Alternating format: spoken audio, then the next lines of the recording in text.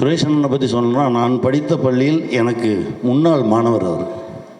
என்னுடைய குருநாதரோட பயணப்படும்போது ஒவ்வொரு முறை ஏதோ ஒரு விஷயம் வரும்போது சுரேஷ் அண்ணன் பேரை சொல்லுவார். எங்கள் டைரக்டர் அவ்வளோ சந்தோஷமாக இருக்கும். அவ்வளோ பரபரப்பான இயக்குனர், அசால்ட்டாக ஹேண்டில் பண்ணுவார்.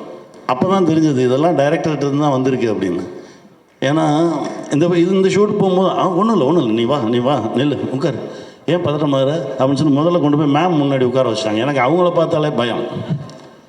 முதல்ல ஷார்ட்டை சுஹாசினி மேம் கிட்ட போய் இப்படி பார்த்து பேசணும். எனக்கு அண்ணே எனக்கு முதல்ல தனியாக ஏதாவது எடுங்கண்ணே, கொஞ்சம் நான் வார்ம் அப் பண்ணிவிட்டு வரேன் அப்படின்னு பேச வந்துடும் அப்படின்னு. அப்படி எடுத்துகிட்டு போய் எனக்கு ஆனால் உங்களோட இருக்கும்போது டைரக்டரோட இருந்த மாதிரி தான் ஒரு ஃபீல் இருந்தது. நம்ம டைரக்டரோட பேசிகிட்டு இருந்த மாதிரி, நம்ம டைரக்டரோட ஒர்க் பண்ண மாதிரி தான் ஒரு உணர்வு இருந்தது.